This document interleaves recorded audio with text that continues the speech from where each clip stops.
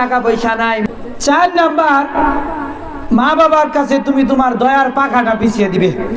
আল্লাহ পাক রব্বুল আলামিন বলছেন, ওয়া খুফিদ লাহুমা জানাহাযুল্লি মিনার রাহমা। মা বাবা বৃদ্ধ হয়ে গেলে, বার্ধক্যে উপনীত হয়ে গেলে তুমি তোমার দয়ার পাখাটা মা বাবাকে বিছিয়ে দিবে। মুরগি দেখেন না, মুরগি তার বাচ্চা যখন আসে, যখন চিল আসে, কাক আসে, তখন এই চিল কাক যখন ধইরা নিয়ে যেতে আসে, তখন মুরগির পাখাটা এরকম মেলে দেয়, বাচ্চাগুলো ভিতরে ঢুকে পড়ে।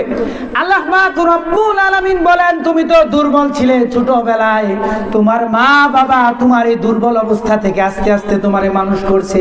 মা বাবা বয়স হয়ে যাওয়ার কারণে, বৃদ্ধ হয়ে যাওয়ার কারণে তুমি তোমার দয়ার পাখাটা মা বাবার উপরে বিছিয়ে দিবে, যেন মা বাবাকে কোনো কষ্ট স্পর্শ করতে না পারে।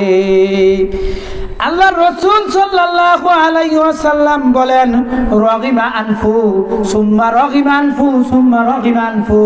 বিশ্বনবী সাল্লাল্লাহু আলাইহি সাল্লাম বলেন, ধ্বংস হোক ওই ব্যক্তি, ধ্বংস হোক, ধুলায় দূষিত হোক ওই ব্যক্তির নাক, ওই ব্যক্তি ধ্বংস হোক।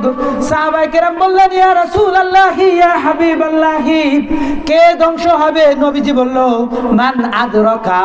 মান আদরাকা আবাওয়াইহি, যে ব্যক্তি তার পিতামাতাকে পেল ইংদাল কিবারি, বার্ধক্যের সময়, আহাদুহুমা আও কিলাহুমা, একজনকে অথবা উভয়জনকে পেল, ফালাম ইয়াদখুলিল জান্নাহ, কিন্তু আল্লাহর জান্নাতের ভিতরে প্রবেশ করতে পারল না।